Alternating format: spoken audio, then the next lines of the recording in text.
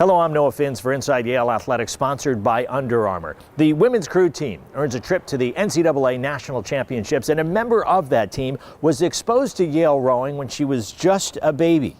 Exposed through a film made by her mother, a film meant to inspire her and to celebrate a huge moment in women's sports. Daisy Mazzio-Manson is proud to be a member of Yale crew, part of a team that finishes the 14th fastest in the country. But she's perhaps more proud to be part of the Yale women's crew legacy, specifically an event in 1976 that forever changed women's sports at Yale and beyond. Everybody knows about it, and it's part of our history. Every student athlete that comes through our program is told the story, knows the story, and knows the significance of it.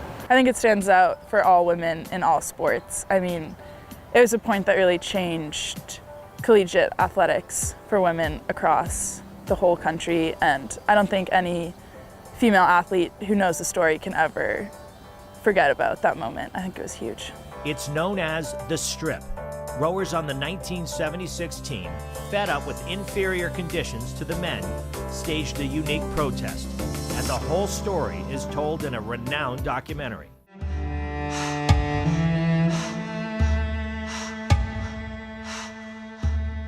We had to sit in the bus waiting while the men took hot showers.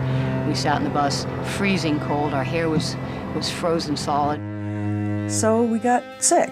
I got particularly sick that first winter, and the second winter I had pneumonia. It was a very interesting day. We started by meeting in the Payne Whitney Gym locker room. We wrote Title IX on our chests and our backs.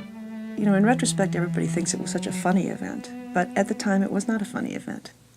It was very somber in that locker room. It was very quiet, very tense. And 19 of us filed down into Ray Tompkins' house to Johnny Barnett's office. And we went upstairs. I still remember it was completely silent. We went upstairs to Johnny Barnett's office.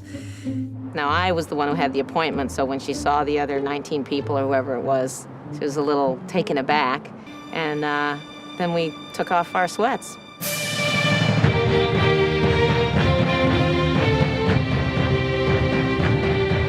And stood at attention while Chris Ernst read our statement. About, these are the bodies. These are the bodies Yale is exploiting. On a day like today, the ice freezes on this skin. The creator of the film, Mary Mazzio, Daisy's mother. At the time, we had no idea what the impact would be. That story got put the next day in the Times on the front of the second section. I think this story was really close to her. She was really close to Chris Ernst, who was one of the women involved. And I think that this story definitely means a lot to her as a woman who was really touched by the people in the experience. Mary Mazzio made the film when Daisy was just a baby. In fact, that's Daisy in the movie. The title of the film, A Hero for Daisy. Mazzio says she didn't know her child would be a rower or any type of athlete, but she wanted her daughter to understand the importance of standing up for her beliefs, and that's what the women at Yale did in 1976. I think it means a lot to me, especially having strong women in the sport that I can look up to. As a result of that protest, so well chronicled in Mary Mazzio's documentary, the conditions at Yale are now dramatically different. A tour through the Gilder Boathouse is proof. What you find on the men's side, you find on the women's side. It's just amazing that Mary was able to document it, and here we are, flash forward, equity, thriving, compatibility. Some burst on the way down from there.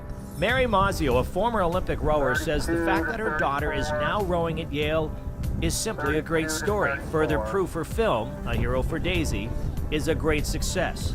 It's still shown worldwide and used as an inspiration to gain women equality in sports.